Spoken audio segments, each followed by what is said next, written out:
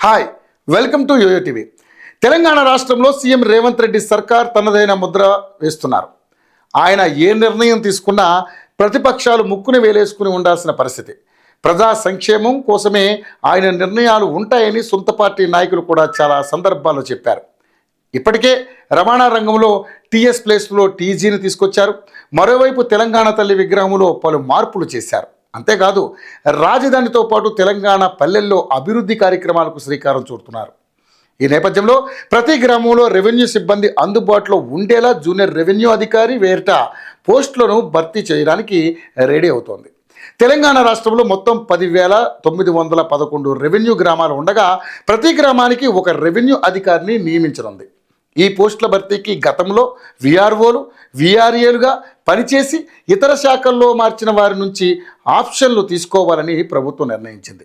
ఈ మేరకు భూ పరిపాలన ప్రధాన కమిషనర్ సిసిఎల్ఏ నవీన్ మిట్టల్ అన్ని జిల్లాల కలెక్టర్లకు ఉత్తర్వులు జారీ చేశారు.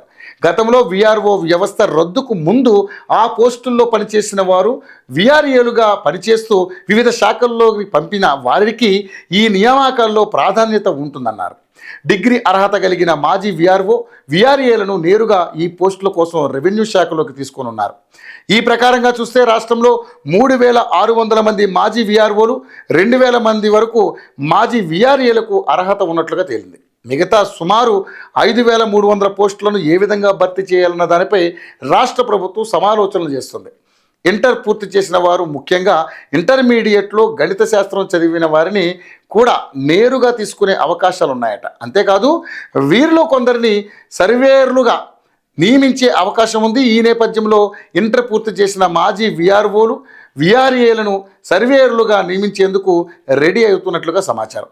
అలా నేరుగా భర్తీ చేసే జూనియర్ రెవెన్యూ అధికారి, సర్వేయర్ పోస్టుల్లో మిగిలిన వాటిని రాత పరీక్ష నిర్వహించి భర్తీ చేయాలని ప్రభుత్వం యోచిస్తోంది. అయితే ఈ పోస్టుల్లో చేరేందుకు మాజీ విఆర్ఓలు, విఆర్ఏలు సుముఖత వ్యక్తం చేస్తూనే వారినే జూనియర్ రెవెన్యూ అధికారులుగా నియమించనున్నారు. ఈ విషయం తెలుసుకున్న పలువురు నిరుద్యోగులు ఆనందం వ్యక్తం చేస్తున్నారు.